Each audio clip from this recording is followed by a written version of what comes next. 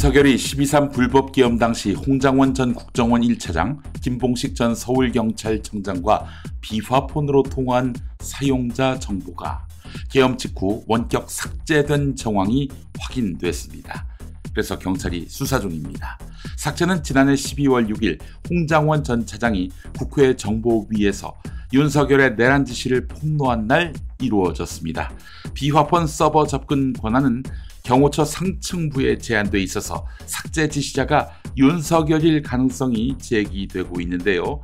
증거인멸 지시가 확인되면 추가 혐의가 적용될 수 있고 구속도 가능합니다. 검찰이 윤석열 부부의 공천 개입 의혹을 수사 중인 가운데 여론조사 비용 대납 의혹의 핵심인 오세훈 전 서울시장을 지난 25일 검찰이 피의자 신분으로 소환 조사했습니다. 오세훈 시장은 2021년 서울시장 보궐선거 당시 미공표 여론조사 13건을 받고 후원자 김한정 씨에게 비용을 대납하게 한 혐의를 받고 있는데요. 검찰은 오세훈 시장 측과 명태균 씨, 강철원 전 정무부시장 사이의 연락과 여론조사 설문 주고받기 정황도 확보했습니다. 김건희 조사도 대선 이후에 진행할 예정입니다. 6.3 대선 여론조사 공표 금지 직전에 실시된 중앙일보 한국갤럽 조사에서 이재명 더불어민주당 후보가 다자, 양자 대결 모두에서 선두를 기록했습니다. 다자 대결에서 이재명 후보는 49%, 김문수 후보는 35%, 이준석 후보는 11%였고 수도권, 충청, 호남에서 강세를 보였습니다.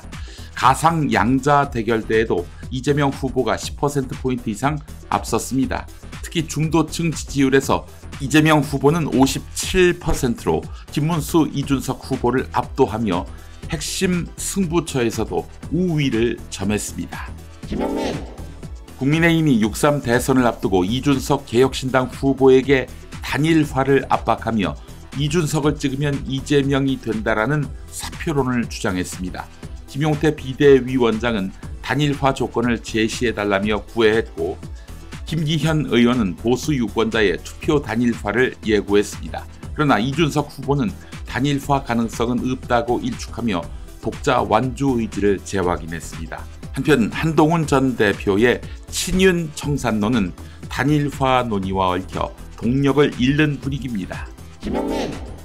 최근 5년 동안 우체국 실손보험 보험료 인상률이 연평균 17.9%로 민간 손해보험사의 8.42%보다 2배 이상 높았습니다. 이로 인해 소비자 불만이 커지고 있는데요.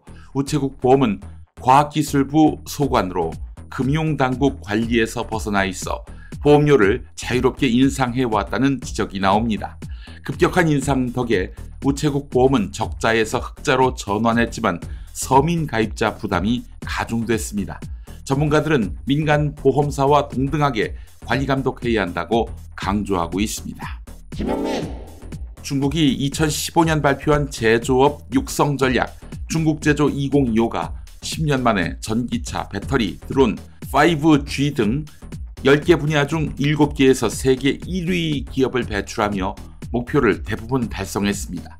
막대한 보조금, 규제 완화, 인재 육성 등 국가 주도 전략이 성과를 이끌었고 AI, 자율주행차 분야에서도 빠른 성장을 보였습니다. 반면에 한국은 경쟁 국가 대비 산업 정책이 부실하다는 지적을 받고 있습니다. 중국의 과감한 정책과 그림자도 함께 드러났던 지난 10년이었습니다.